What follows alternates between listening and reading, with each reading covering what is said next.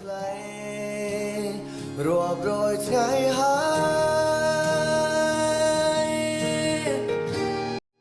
នុស្សដែលមិនគួររាប់អានអត្ថបទរបស់ M. Fine 1. មនុស្សដើរខ្សែលើមនុស្សខ្លះមិនថាស្គាល់គ្នាច្រើនឆ្នាំយ៉ាងណាទេតែចរិតខ្សែលើគេគឺនៅតែខ្សែលើកេងប្រវ័ញ្ចមនុស្សបែបនេះអត្តចរិតនេះគឺមិនសូវចេះគិតនិងខ្លាចចិត្តអ្នកដទៃឡើយ 2. មនុស្សមើលឃើញតែពីផលប្រយោជន៍មនុស្សរាប់អានអ្នកឃើញតែផលប្រយោជន៍លុះពេលដែលអ្នកអស់ប្រយោជន៍គេប្រកាសថាជីទាត់ក្បាលអ្នកចោលជាមិនខានថាមិនត្រូវមនុស្សបែបនេះអាចយកគុណសងទោសថែមទៀតផង 3. មនុស្សដែលឃើញមុខតែពេលមានបញ្ហាអ្នកណាក៏គេមានបញ្ហាដែរជាមិត្តរាប់អានគ្នាក៏គួរតែជួយគ្នាក្នុងគ្រាលំបាកពេលមានបញ្ហានេះហើយប៉ុន្តែមនុស្សខ្លះឃើញមុខមករកតែពេលខ្លួនឯងមានបញ្ហាតែប៉ុណ្ណោះ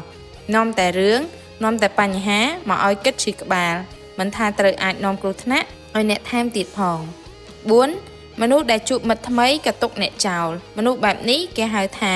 មនុស្សអែបអបពេលបានជួបមិត្តភក្តិថ្មីរាប់អានមិត្តភក្តិថ្មីក៏ទុកអ្នកចោលក៏អាចបោះបង់អ្នកចោលថែមទៀតផងបោះបង់អ្នកធ្វើជាមិនស្គាល់អ្នកក៏មានដែរ 5. មនុស្សដែលនិយាយស្ដីមើលងាយអ្នកខ្លះគិតថាធ្វើម៉េចបើមាត់គ្នាត្រង់មនុស្សត្រង់មិនចេះកុហកតែមនុស្សខ្លះគឺនិយាយស្ដីមិនចេះគិតត្បិតថាជាមិត្តអាចនិយាយលេងស្និទ្ធស្នាលបានតែរឿងខ្លះមុននឹងនិយាយត្រូវតែគិតទុកមុខមាត់ឲ្យគ្នាផងមិនមែនចេះតែមើលងាយបំពានឬមិនឲ្យតម្លៃគ្នាឡើយ 6. មនុស្សមុខផ្សេងក្រោយផ្សឹងមនុស្សអត្តចរិតចាក់រុកចរិតពោះមនុស្សបែបហ្នឹងគឺមិនគួរឲ្យទុកចិត្តនោះឡើយចរិតនៅនឹងមុខផ្សេងក្រោយផ្សឹងពូកែចាក់រុកបំភ្លើសការពិតអែបអបយកមុខនិយាយដើមអ្នកក្រោយខ្នងមិនញញើទេ 7. មនុស្សមិនចេះលើកទឹកចិត្តចេះតែចោទបន្ថែមពេលមានបញ្ហាណាមួយកើតឡើងមិនដែលលើកទឹកចិត្ត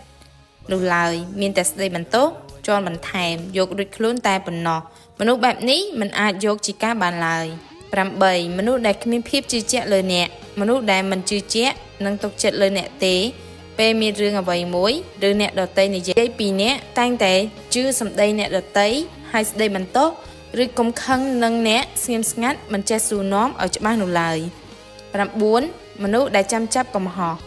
មនុស្សមើលបំណាំចាំតែចាប់កំហុសមិនចេះជួយកែប្រែអ្នកហើយចាំតែមើលអ្នកធ្វើប៉ុណ្ណោះបើខុសគឺទម្លាក់លើអ្នកតែម្នាក់ឯងមនុស្សបែបនេះគ្មានចិត្តទេហើយនឹងអន់ចិត្តបំផុត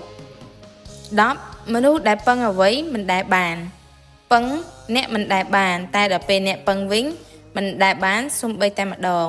បើទោះបីជារឿងអាចជួយបានក៏ដោយក៏មិនជួយដែរមនុស្សបែបហ្នឹងបើសិនជានៅពេលណាមួយពឹងអ្នកត្រូវតែបដិសេធតែម្ដងក៏គេនឹងចង់គំនុំអ្នកដែរប៉ុន្តែពេលខ្លួនឯងវិញមិនដែលនឹកឃើញទេ